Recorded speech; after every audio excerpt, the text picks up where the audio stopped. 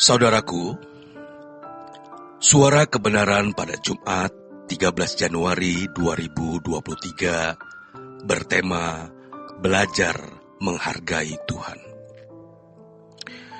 Mata Tuhan melihat apapun yang kita perbuat, baik yang baik, baik yang jahat.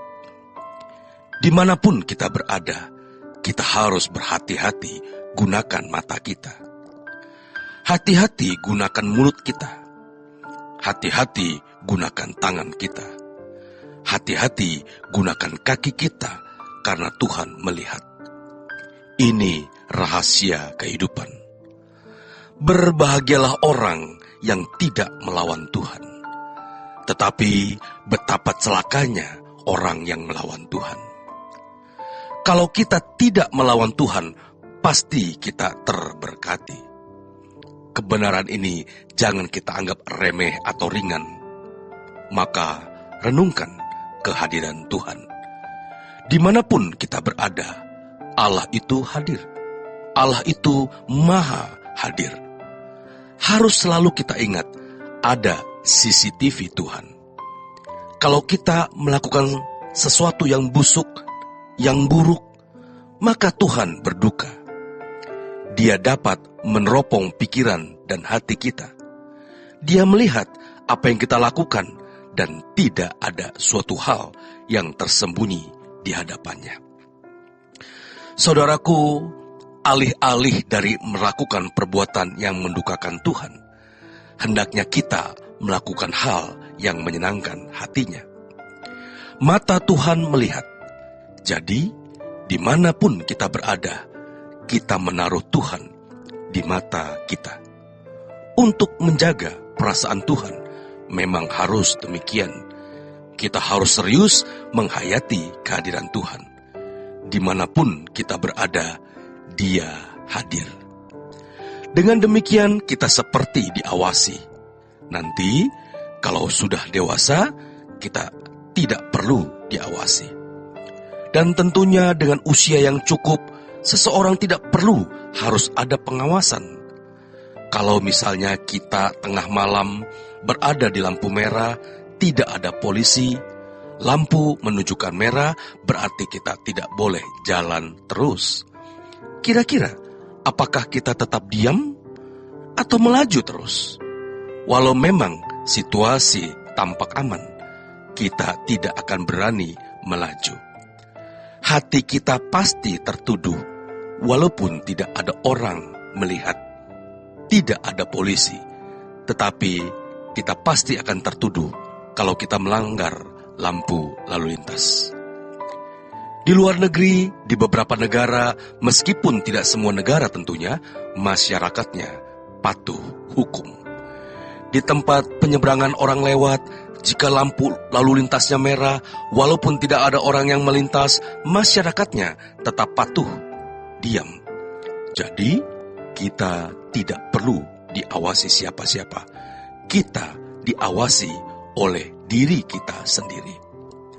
Jangan seperti asisten atau pembantu rumah tangga yang kalau ada tuan dan nyonyanya, maka dia bekerja keras, dia tampak rajin.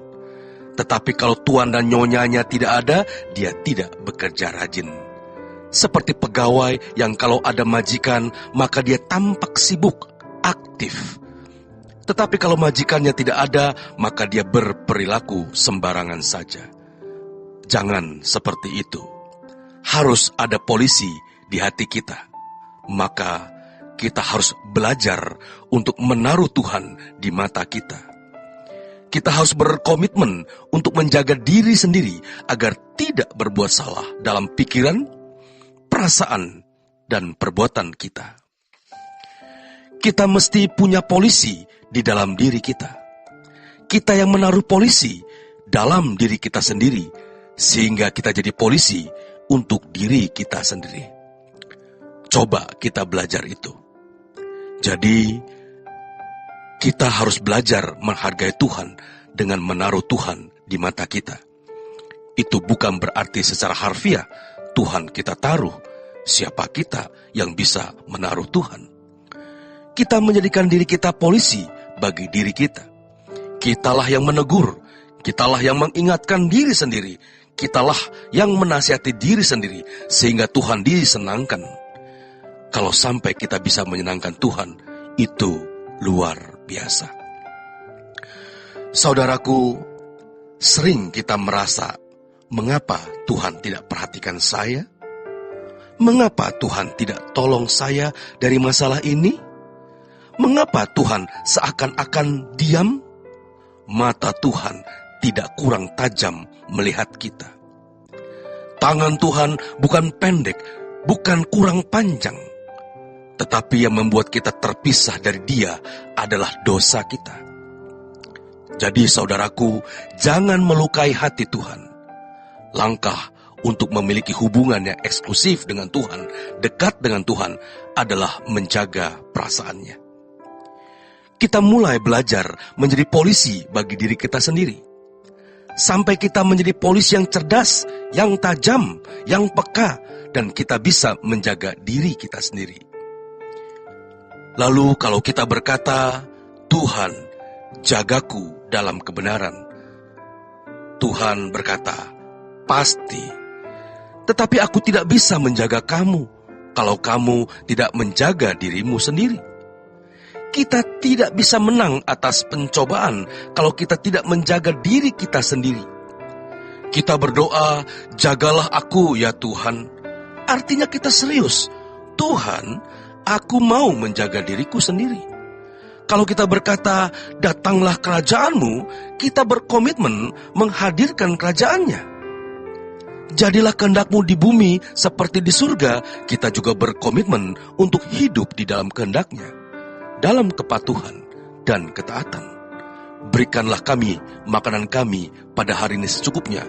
Itu bukan berarti kita minta Tuhan mengirimkan makanan dari langit di depan rumah. Tetapi kita harus pergi bekerja.